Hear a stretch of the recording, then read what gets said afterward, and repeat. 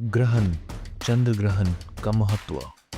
7 सितंबर 2025 पूर्णिमा, रात के 9:57 यानी 9:57 से लेके 1:26 यानी 1:26 तक कुल 3 घंटे 28 मिनट तक ये जो चंद्र ग्रहण चलने वाला है, इसमें इम्पोर्टेंट कोइंसिडेंस क्या क्या होने वाले हैं।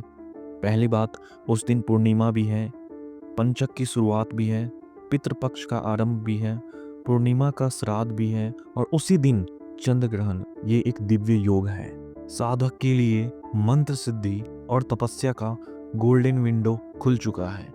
ग्रहण के दौरान की गई मंत्र जाप, ध्यान, दान और श्राद्ध का 1,00,000 गुना फल मिलता है। तंत्रों के लिए ये समय बेहद पावरफुल है, सिद्धि मिलती है।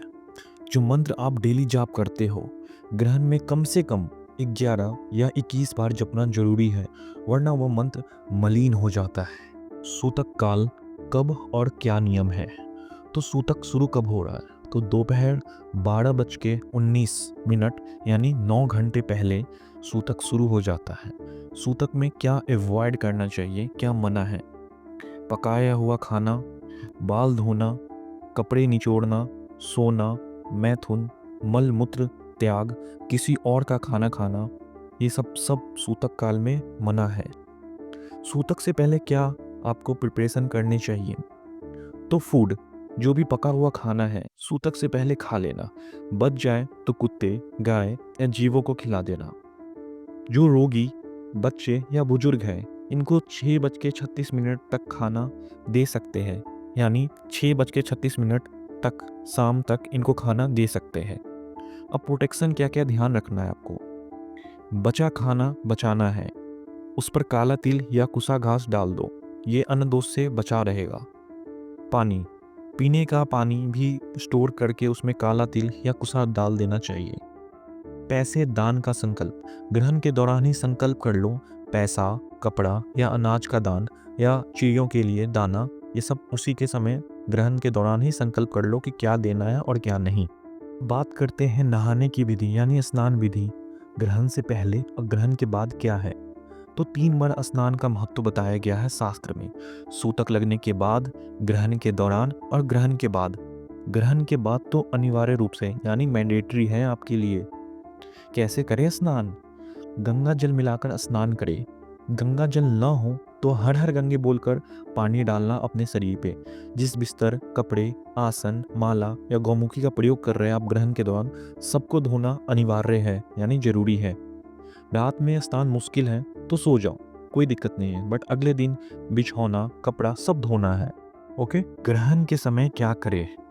जाप, ध्यान, दान, तर्पण, ये सब करने से 1,00,000 गुना पुण्य मिलता है, इसमें कोई संदेह नहीं है। गंगा जल पास रखकर जाप करो तो 1 करोड़ गुना फल मिलेगा। श्राद्ध और तर्पण तो रात में भी अलाउड है, कोई दिक्कत नहीं है, सभी कर सकते हैं, चाहे माता पिता जिंदा हो या ना हो। पके अन्न से नहीं, कच्चे अनाज से आप श्राद्ध कर सकते हैं। अब शास्त्रीय रूल्स क्या है, ये ध्यान देना है। तो पुस्तक पढ़ना, शास्त्र खोलना, ये सब मना है ग्रहण के दौरान। जो प्रेग्नेंट लेडीज हैं, उनको लोहे का स्पर्श, कोई धारदार वस्तु उनके पास न हो, सब्जी ना काटे, कुंडी, सुई न छुए। बच्चे और रोगी के लिए छूट है, पर ध्यान रहे वस्त्र बाल न निचोड़े पूरे दिन। ग्रहण के वक्त सोना नहीं है, बिल्कुल मना है, रोग, दरिद्रता और पाप का कारण बन जाता है। बात करते हैं तीर्थ स्मरण का महत्व क्या बताया गया है शास्त्रों में। तो अगर आप किसी भी तीर्थ स्थल का स्मरण करते हैं तो 100 यजन का फल मिलता है। अगर दर्शन करते हैं तो पापों का नाश होता है। अगर स्पर्श करते हैं तो गोमेध यज्ञ का फल मिलता है और अगर स्नान करते हैं तो अश्वमेध यज्ञ का फल मिलता है। अब बात करते हैं जो गलतियां आप ग्रहण के दौरान ना करें। ग्रहण के दिन किसी और का दान का अन्न नहीं खाना है।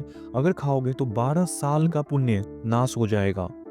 मैं फिर से रिपीट कर रहा हूँ, ग्रहण के दिन किसी और का दान का अन्न बिल्कुल ना खाए, खाओगे तो 12 साल का पुण्य नाश हो जाएगा, ऐसा शास्त्रों में वर्णित है। बाल, वस्त्र धोना, निचोड़ना, मैथुन, मल मूत्र त्याग सब निषेध है, यानी सब कुछ ये सब मना है। विशेषकर रात के 9:57 यानी 9:57 से 1:26 तक 100% सावधान रहें।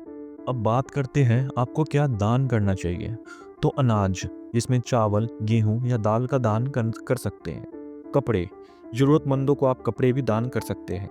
गौदान या चराई, गाय को हरा चारा भी आप दान करो। बर्ड फीडिंग, पक्षियों के लिए अन्न पहले खरीद कर रख दो। दक्षिणा, गुरु ब्राह्मण या गरीब को आप गौ सेवा हेतु दान कर सकते। तो ध्यान रखो, ये समय एक रेयरली मिलने वाला शुभ योग है।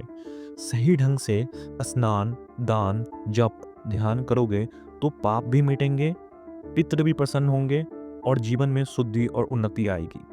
तो चंद्र ग्रहण के समय किया गया जाप और दान एक बैंक में जमा होने वाले फिक्स्ड डिपॉजिट यानी एफडी की तरह होता है, बढ़ते ही जाता है। तो इस ओकेजन का बहुत बहुत बहुत सावधानी से फायदा उठाओ।